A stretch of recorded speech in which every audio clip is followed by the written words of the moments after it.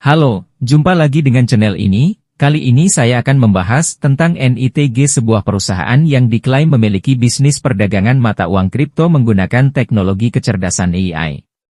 Namun saya tidak akan mengulas tentang skema investasinya, sudah cukup banyak channel YouTube yang membahasnya. Jadi silakan tonton ulasan di channel-channel YouTube tersebut. Menurut salah satu sumber berita, NITG didirikan pada tahun 2013 dan berkantor pusat di Washington, D.C. Sejak tahun 2017, NITG mulai berinvestasi dalam penelitian dan pengembangan teknologi perdagangan kuantitatif dan membentuk divisi baru untuk mengoperasikan platform NITG secara independen di tahun 2024. Dan sejak saat itu, NITG mulai melakukan ekspansi pasar bisnisnya ke Asia, termasuk Indonesia. Pada halaman situs web nitg.ai, NITG telah memiliki legalitas di Indonesia berbentuk badan hukum perseroan terbatas dengan nama PT NITG Teknologi Indonesia, yang diterbitkan oleh Kementerian Hukum dan HAM Republik Indonesia. Selain itu, dari beberapa postingan di Facebook, juga ditemukan beberapa bukti legalitas yang diklaim NITG, di antaranya, terdaftar di Kantor Sekretaris Negara Bagian Colorado, terdaftar di Financial Crimes Enforcement Network atau FinCEN, serta memiliki izin usaha berbasis risiko dengan nomor izin berusaha 1408240055726. Sekarang mari kita bahas satu persatu klaim legalitas tersebut. Yang pertama, terkait status NITG yang terdaftar di Kantor Sekretaris Negara Bagian Colorado, bukankah ini aneh?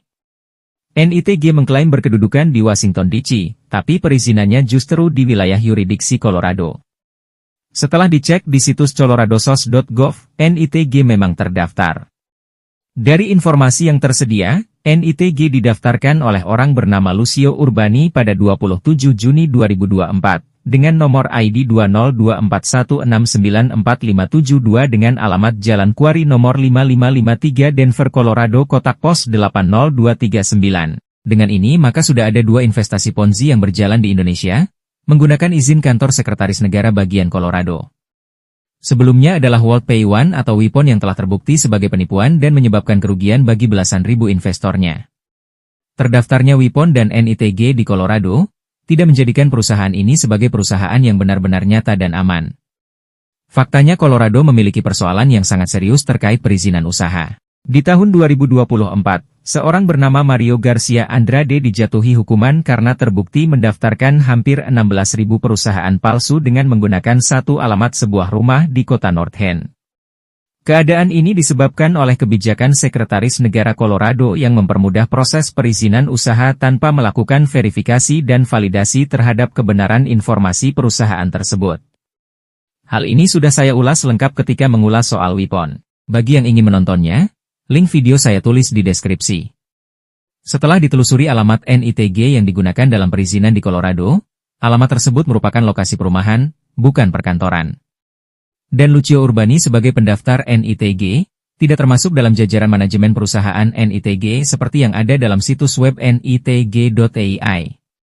Begitupun dengan dokumen FinCEN, NITG juga terdaftar di FinCEN dengan nomor registrasi 31000275931554. Namun sama halnya dengan dokumen Wipon, pada paragraf pertama disebutkan bahwa informasi yang terdapat dalam dokumen ini telah diberikan kepada FinCEN oleh pendaftar bisnis layanan keuangan. FinCEN tidak merekomendasikan, menyetujui, atau mendukung bisnis apapun yang didaftarkan sebagai bisnis layanan keuangan. Klaim seperti itu atau klaim yang serupa adalah salah atau palsu dan mungkin merupakan penipuan atau usaha untuk menipu konsumen. Jadi sama halnya dengan Wipon yang sekalipun terdaftar di FinCEN, namun sudah terbukti penipuan, maka bisa dipastikan bahwa NITG pun merupakan penipuan. Terkait dengan legalitas NITG yang memiliki izin usaha berbasis risiko, setelah ditelusuri nomor izin berusahanya di situs OSS, NITG memang terdaftar di situs OSS.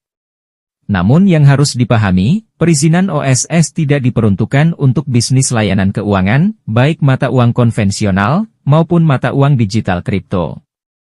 Itu sebabnya dalam siaran pers yang dipublikasikan pada 24 Januari 2025, Satuan Tugas Pemberantasan Aktivitas Keuangan Ilegal atau Satgas Pasti, telah menetapkan NITG bersama Wipon sebagai entitas ilegal. Ada kemungkinan bahwa yang mendaftarkan NITG di situs OSS memberikan keterangan palsu terkait kegiatan usaha dari NITG.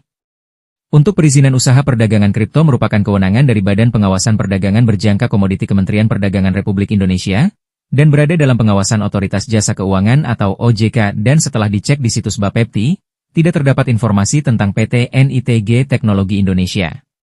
Ini juga sekaligus menjadi bukti bobroknya pengurusan izin usaha di Indonesia. Demi mengejar pajak pendapatan dari sektor usaha, keamanan rakyat diabaikan.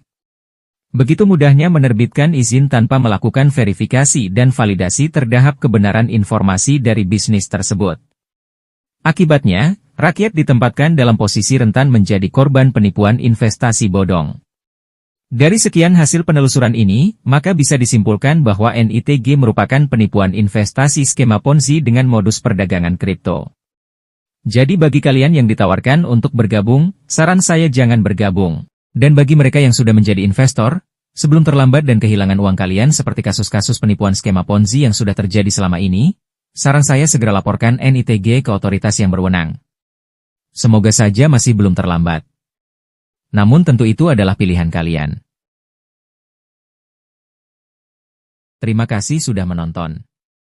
Tetap teliti serta perkuat diri dengan informasi dan pengetahuan agar tidak mudah tertipu.